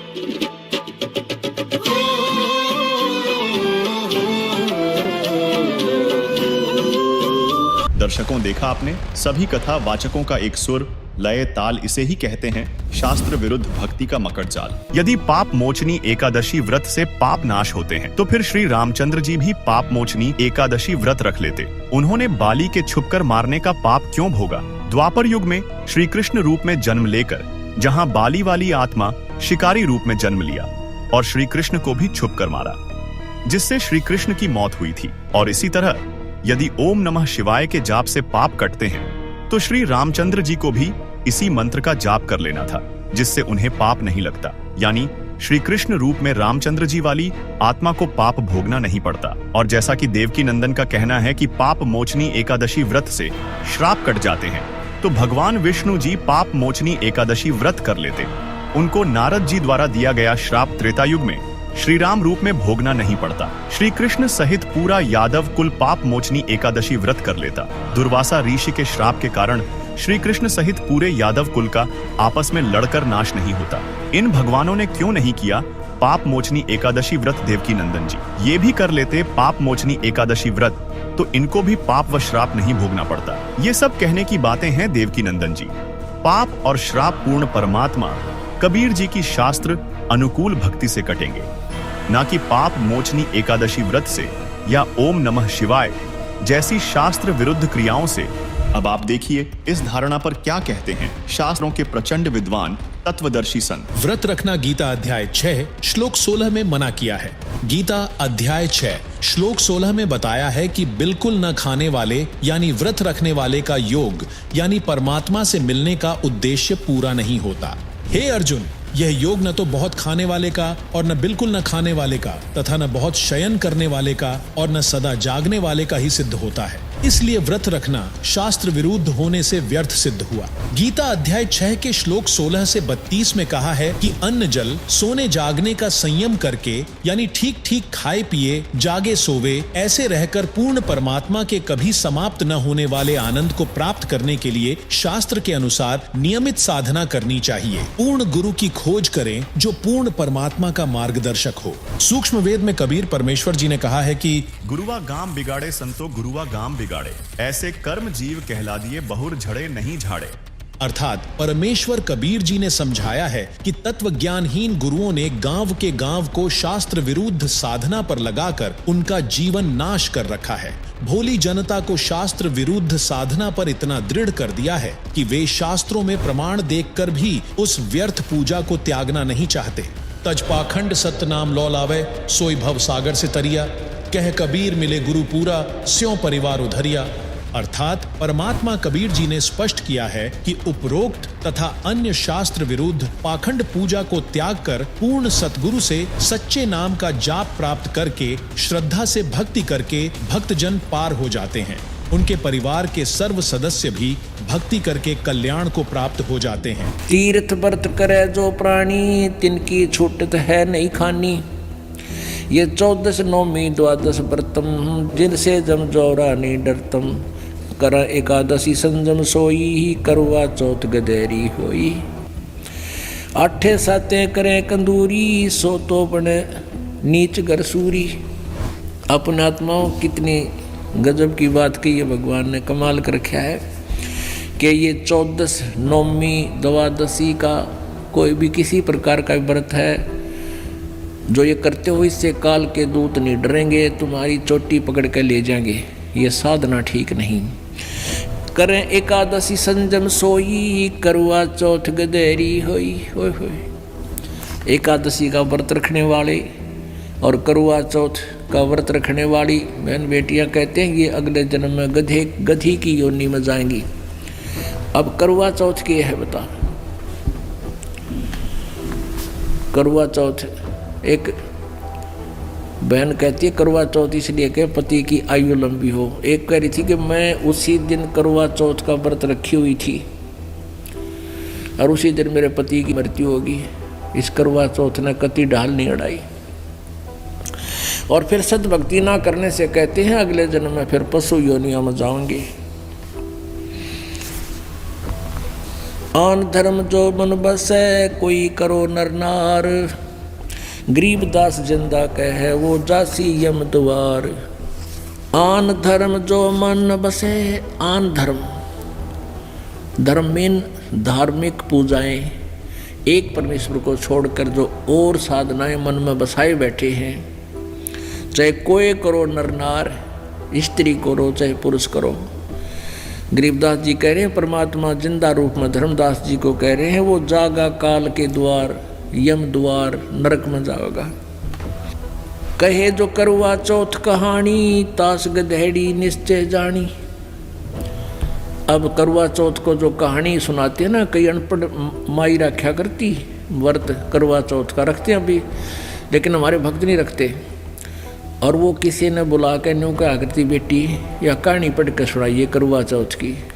अब परमात्मा कहते हैं जो करवा चौथ का व्रत रखे वह भी गधी बने, और जो उसने कहानी सुनाओगी वह भी उसी कैटेगरी में होगी। दर्शकों, अभी आपने देखा एकादशी व्रत के विषय में संत रामपाल जी महाराज ने 5वें वेद से अमर ग्रंथ साहिब की वाणियों से परमेश्वर के आदेश को बताया। अब देखिए श्रीमद् भगवत गीता जी व्रत के विषय में क्या कहती है।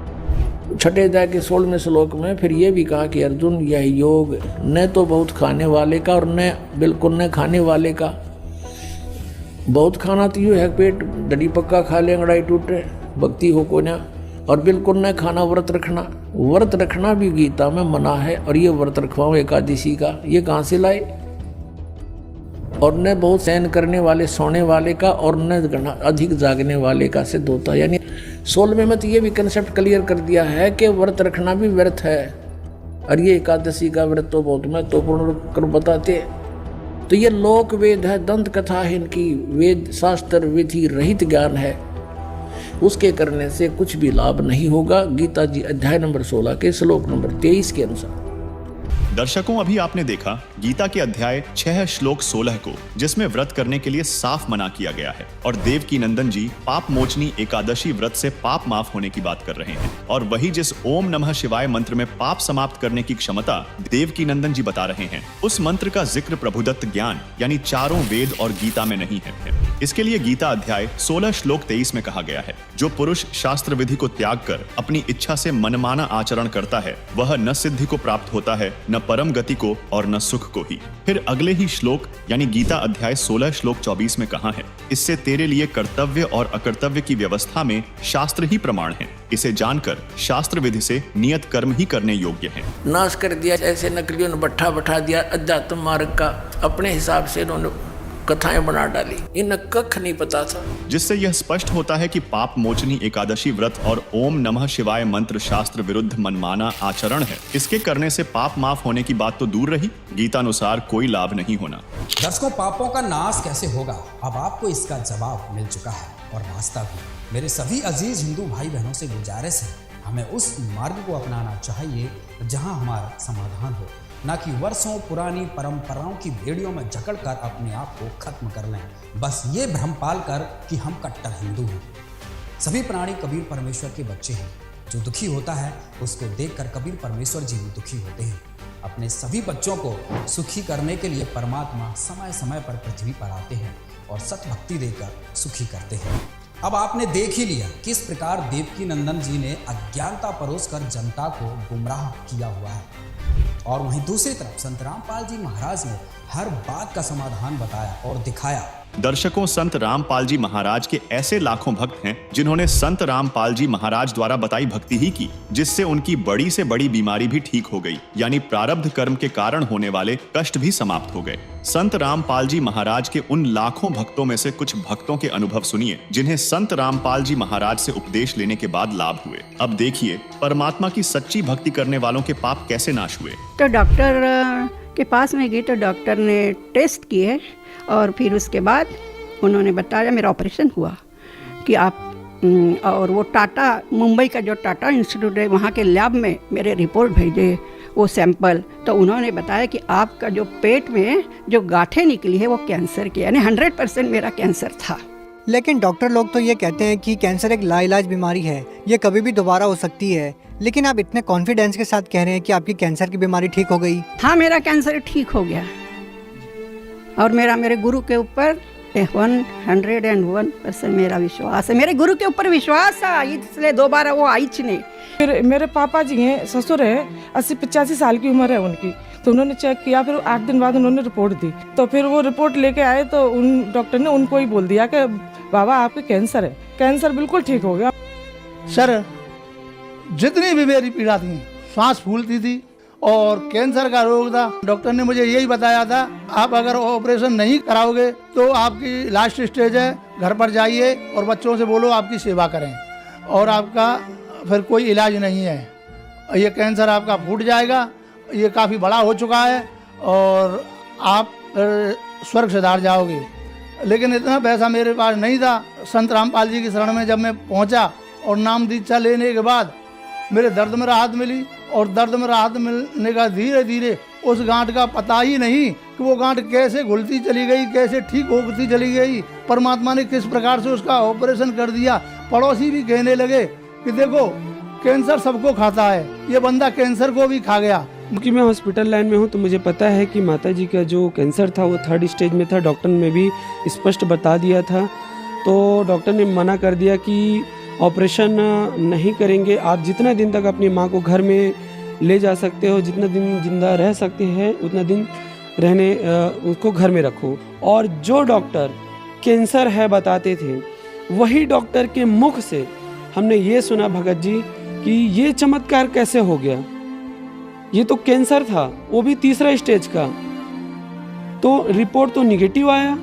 दर्शकों, ऑपरेशन नंबर 2 में आपने संत रामपाल जी महाराज से नाम दीक्षा लेकर भक्ति करने वाले कुछ अनुयायियों के अनुभव सुने, जिनका दावा है कि संत रामपाल जी महाराज द्वारा बताई गई शास्त्र अनुकूल भक्ति करने से उनका कैंसर जैसा भयंकर रोग भी समाप्त हो गया। लेकिन कथा वाचकों की मानने वालों को लग सकता है कि यह बात सत्य नहीं हो सकती। क्या कैंसर भक्ति से ठीक हो सकता है? यदि कैंसर ऐसे ही ठीक होने लगे तो हॉस्पिटल बंद हो जाएंगे और न जाने क्या क्या ख्याल आ सकते हैं। तो दर्शकों, इसी बात को जांचने के लिए हमारी टीम ग्राउंड पर पहुंची और उन लोगों का पता निकाला जिनके वीडियो वायरल हो रहे थे कि संत रामपाल जी महाराज से नाम दीक्षा लेने के बाद उनके कैंसर जैसे रोग ठीक हो गए। अब आप जी देखिए हमारी ये रिपोर्ट। दोस्तों, एक सर हैं जिन्होंने दावा किया है कि उनका कैंसर भी ठीक हो गया भक्ति करने से। कि देखो कैंसर सबको खाता है, ये बंदा कैंसर को भी खा गया। दोस्तों, इनका नाम हमारी टीम आपको दिखा देगी। ये आगरा के रहने वाले हैं। इनका दावा है कि इन्होंने संत रामपाल जी महाराज जी से नाम दीक्षा लिया, शास्त्रानुकूल साधना की, गीता और वेदों के अनुसार साधना की और इनका कैंसर भी ठीक हो गया। अब इस गांव में हमारी टीम आ चुकी है और जैसा कि ये बताया जा रहा है कि इनका ये घर है। चलते हैं, देखते हैं कि whatever was told to us, जो भी हमें वीडियो हमने देखा था उसमें जो बताया गया था, क्या ये बात सही है या गलत है। We will come to know each and everything. नमस्कार जी, क्या नाम है आपका? कमलेश। कमलेश जी, आपके यहाँ पर किसी ने संत रामपाल जी महाराज जी से नाम दीक्षा ले रखा है? नहीं ले रखा है। किसने नाम दीक्षा ले रखा है? मेरे पति ने ले रखा है। क्या नाम है उनका? राजवीर। राजवीर जी, कहाँ पर है वो? नहीं है, घर होती कमरा में। कौन से कमरे में वो? अच्छा, इस वाले कमरे में है। और ये इनकी पत्नी है, आइए इनसे मिलते हैं। नमस्कार जी, क्या नाम है आपका? सत्साई भगत जी। नाम राजवीर सिंह है जी मेरा। राजवीर जी, आप यहाँ पर इस गांव में कब से रहते हो? इस गांव में तो जन्म से रहता हूँ, बीच में सर्विस करता था आगरा इंजीनियरिंग, कुछ दिन पनवारी और रनकथा भी रहा जी। सर, जैसा कि हमने एक वीडियो देखा है उसमें आपने बताया था कि आपको बीमारी थी, आपको कैंसर था और इस टाइप से बीमारियां थी आपको, और आपने जब से संत रामपाल जी महाराज जी से नाम दीक्षा लिया ये सभी बीमारियां समाप्त हो गई। क्या ये बात सही है? जी हाँ, ये बात 100% सत्य है। और मेरी घरवाली भी पड़ी हुई है, तब ये नई थी उस समय, जिस समय मैं ऐसे हॉस्पिटल में बीमार पड़ा हुआ था। मेरी स्थिति चिंताजनक थी। इससे इनसे भी पूछ सकते हैं क्या स्थिति मेरी, बताओ कौन सी स्थिति थी मेरी। नमस्कार जी, क्या नाम है आपका? कमलेश। कमलेश जी, क्या ये बात सही है कि इनको ये बीमारी थी, इनको कैंसर था? हाँ, जाती है मेरे गांव बारी में भैया बंधु सब देखे आए हॉस्पिटल। हाँ, जल्दी नहीं, हालत बहुत खराब हुई। की हालत बहुत खराब थी। तो इन्होंने जब से संत रामपाल जी महाराज जी से नाम दीक्षा लिया तो इनकी हालत सही हो गई? हाँ सही है। अच्छा, पहले ये हुक्का भी पिया करते थे? हाँ हुक्का सब चीज की होते, हुक्का सिगरेट दारू पी जाते। अच्छा जी। हाँ। तो संत रामपाल जी महाराज जी से नाम दीक्षा लेने के बाद उन्होंने छोड़ दिया? सब छोड़ दिया। बहुत बहुत धन्यवाद दोस्तों। अभी तक बात की इनकी भक्तिमती से, इनसे और भी कुछ जानेंगे। सर एक बात बताइए हमारे दर्शकों को, आप संत रामपाल जी महाराज जी से कैसे जुड़े? जी इस बीमारी के बारे में बताइए, ये बीमारी कैसे शुरुआत हुई, कैसे आपको पता चला कि ये कैंसर है, कहाँ कहाँ आपने इलाज कराया? शुरुआत में मेरे पेट में दर्द होता था और मैं उषा फैंस में सर्विस करता था। मेरे पेट में दर्द होता था और मैं उषा फैंस में सर्विस करता था। तो वहाँ से मुझे ESI हॉस्पिटल भर्ती कर दिया गया। वहाँ से मेरे ससुराल वाले परिवारजन, माँ भाभी वगैरह सभी देखने के लिए मुझे आई। मेरी गंभीर हालत थी और वहाँ जब आराम नहीं हुआ तो मुझे SN रेफर कर दिया गया। और SN में भी जब लापरवाही दिखाई दी तो डॉक्टर RP जिंदल, रंजित नगर, इकसठ नगर A भरतपुर में है, उनके पास मेरा ट्रीटमेंट चला। कुछ दिन उससे आराम रहा, उसके बाद फिर वो दर्द शुरू हुआ। उसके बाद डॉक्टर बंगाली साहब मथुरा में जो पढ़ते हैं उनके पास मेरा ट्रीटमेंट चला और धीरे धीरे ट्रीटमेंट तरह तरह के डॉक्टरों पर चलता रहा, लेकिन दवा खाने तक आराम मिलता था। और डॉक्टर पटनी के पास जब मैं इलाज कराने के लिए पहुंचा तो उन्होंने इसे कैंसर घोषित कर दिया। मेरे पेट में यहाँ पर छोटी गांठ थी। आज भी हाथ रख के आप देखिए, हाथ रखिए, आप हाथ रखिए। हाँ देखो, ये है ना अभी छोटी सी। हाँ ये बड़ी विस्तार में, ये बिल्कुल है, ये गांठ है यहाँ पर, थोड़ी सी ये गांठ नजर आ रही है। ये देखो गांठ है बड़ी विस्तार जी। थी और इससे मुझे भूख नहीं लगती थी और उल्टियाँ होती थी पेट में। कितनी बड़ी गांठ थी ये पहले? है जी, ये इतनी बड़ी गांठ थी पहले। और जब ये मतलब भूख नहीं लगती थी, पेट में दर्द हर समय रहता था और ट्रीटमेंट चलता रहता था तो दर्द बंद रहता था। दवा का असर कम होने पर दर्द बंद हो जाता था और बुखार मुझे बहुत जल्दी आता था। तो एक दिन मैं बुखार में पड़ा हुआ था, तभी यहाँ संत रामपाल जी महाराज के दास और एक गाड़ी लेकर ज्ञान गंगा नाम की पुस्तक लेकर गांव में आए और गांव में सेवा कर रहे थे। मैं चारपाई में पड़ा हुआ था। मैंने बोला कि बच्चों देखो ये कौन हल्ला मचा रहा है, माइक से कौन बोल रहा है? तो इन्होंने कहा कि कोई किताब बेच रहे हैं, ऐसे इन्होंने बोला। शिक्षित तो है नहीं, इन्होंने कोई किताब बेच रहे हैं। तो मैंने बोला भाई ये किताब ले आओ। तो ये कहने लगी, झुंझला करके कहने लगी कि मतलब मेरी भक्तिमती कि इतनी अलमारी भरी हुई है, भागवत गीता, अशोक सागर, प्रेम सागर, क्या क्या पुस्तक भरी हुई है तुम्हारे पास, अलमारी भरी हुई है जो आज भी मौजूद उस कमरे में रखी हुई।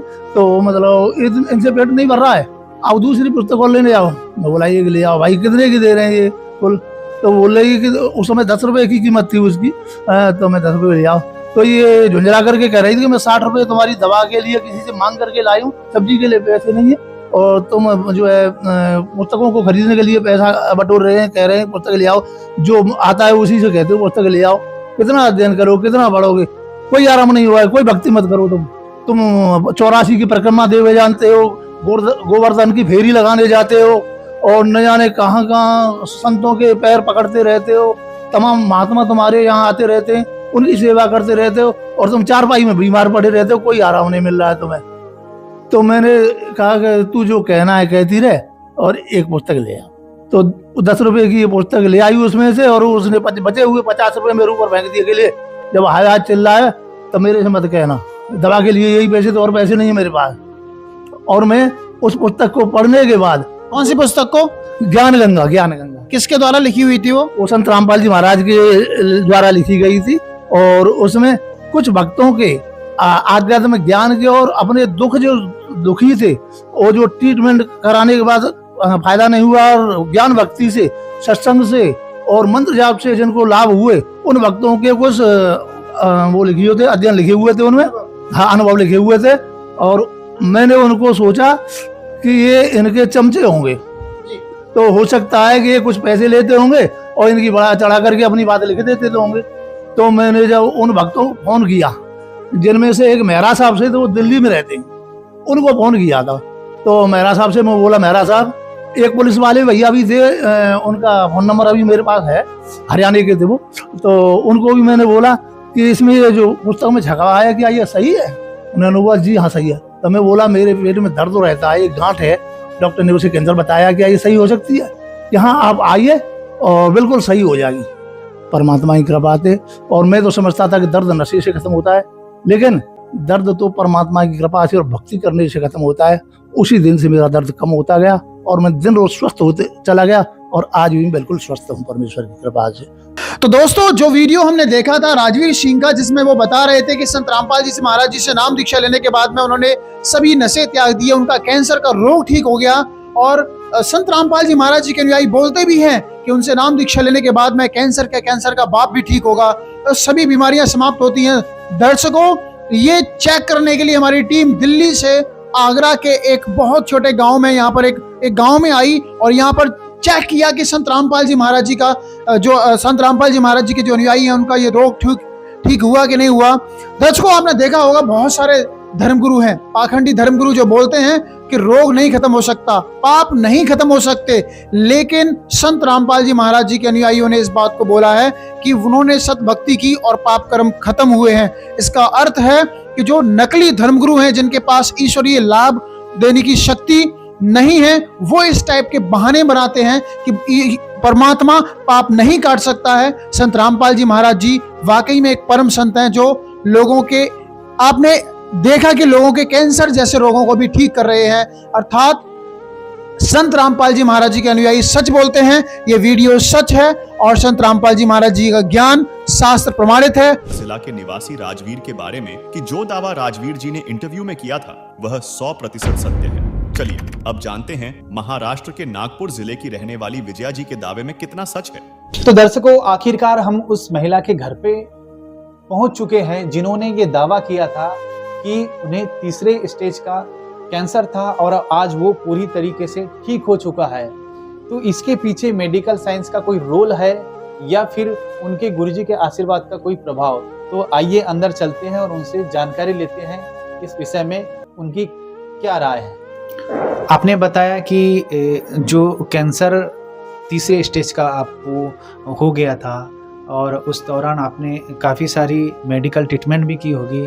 पहले तो मैं केयर हॉस्पिटल सीताबर्डी में गई, उनको डाउट आया, उन्होंने मेरा सिटी स्कैन किया तो उसमें उन्हें थोड़ा सा ऐसा लगा कि कैंसर की संभावना है। उसके बाद मैं डॉक्टर जिनित हॉस्पिटल में गई, उनको दिखाया तो उन्होंने कहा कि नहीं, आपका ऑपरेशन करना पड़ेगा, तब कहीं हमको पता चलेगा डेफिनेटली क्या है। फिर मेरा ऑपरेशन हुआ 4 फरवरी 2015 में और फिर मैं वहाँ हॉस्पिटल में 10 दिन तक रही।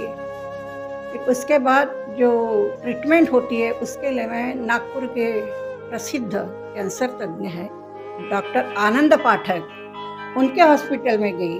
फिर उन्होंने मुंबई के टाटा हॉस्पिटल में मेरी जो रिपोर्ट्स है और जो गांठें निकाली गई थी वो गांठें मुंबई के टाटा हॉस्पिटल में भेजी गई। फिर उनका रिपोर्ट आया कि मुझे ये पेट के जो कोलन जो आंतड़ियाँ है उसमें मुझे कैंसर है और वो काफ़ी बढ़ गया, तीसरा स्टेज में वो चला गया। तो विभिन्न डॉक्टरों या फिर हॉस्पिटल्स के आपके पास कोई प्रमाण होंगे तो हमारे दर्शकों को आप थोड़ा दिखा सकते हैं? हाँ, मेरे पास प्रमाण है और मैं आपको दिखा सकती हूँ, अपने जो देखने वाले हैं उनको। ये है मेरे फाइल्स। एक कैंसर हॉस्पिटल है एक जामठा में, महाराष्ट्र का एक प्रसिद्ध ऐसा ये हॉस्पिटल है, इसमें केवल कैंसर वालों की ट्रीटमेंट होती है। ये उनकी फाइल है। जब कोरोना के काल में ये जो डॉक्टर आनंद पाठक है वहाँ पे बंद हो गया था, तो यहाँ मैं जाती थी और शुरू का मेरा ये जो है ये है फाइल है मेरी। और इस जो भेजा गया था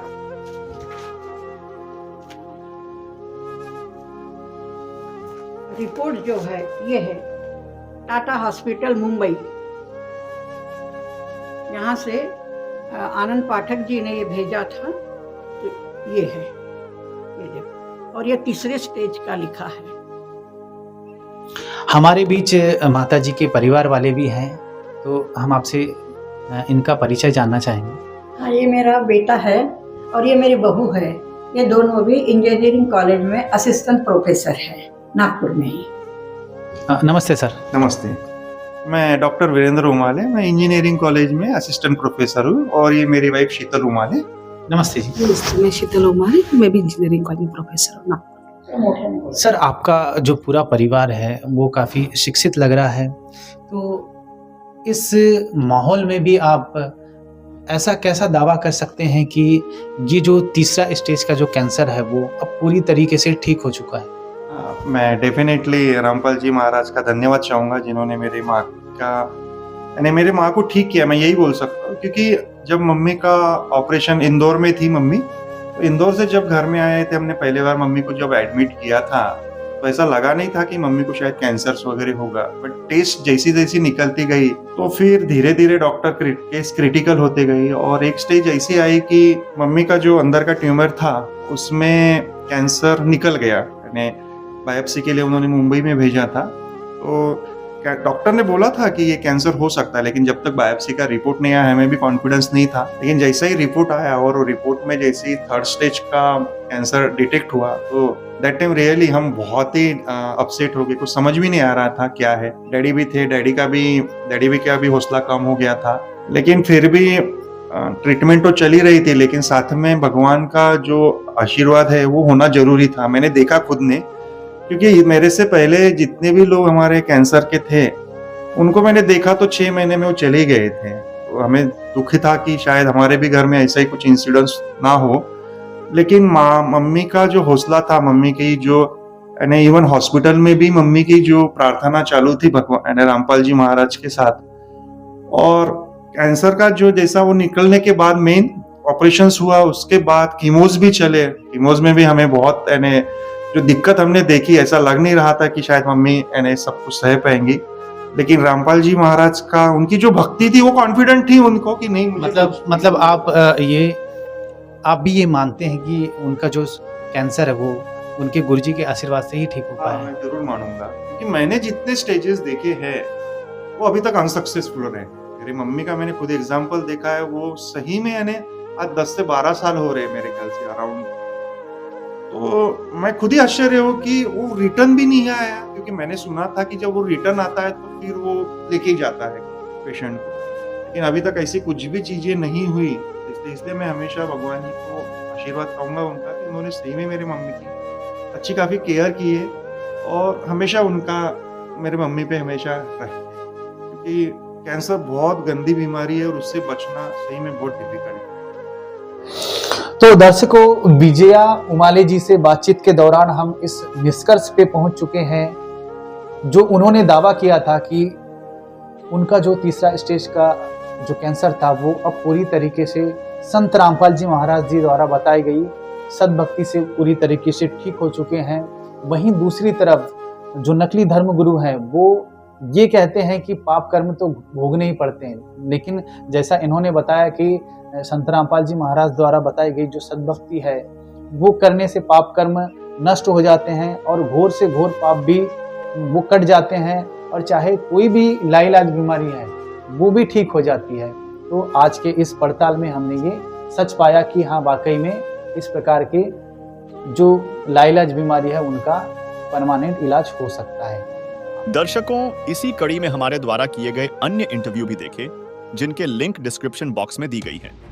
दर्शकों, जैसा कि प्रारंभ में आपको अवगत कराया था कि पाप कैसे नाश हो सकते हैं, इस प्रश्न का उत्तर ढूंढने के लिए हमारी टीम ने रिसर्च की।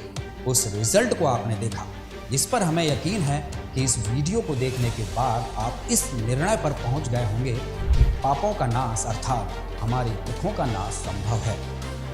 हमारी रिसर्च का ऑपरेशन नंबर 2 सफल हुआ, जिसमें हर बात का प्रमाणित उत्तर आपको दिया, और उम्मीद करते हैं हिंदुस्तान की गलियों में घूम रहे झूठे और अज्ञानी कथावाचकों के मकड़ जाल से बचेंगे, जो सनातन धर्म की झूठी टोपी पहनकर आपकी आस्था और विश्वास के साथ खेल रहे हैं, अपना झूठ का व्यापार चला रहे हैं। सच्चा सनातन धर्म का हितैषी वह है जिसको अपने वेदों और गीता का संपूर्ण ज्ञान हो और संपूर्ण समाधान हो, जैसा कि आपने इस वीडियो में विस्तार से देखा। अब चुनाव आपका है, जीवन आपका है, दिशा आपको लेनी है, सत्य साधना की ओर जाना है या गलत साधना की ओर। धन्यवाद।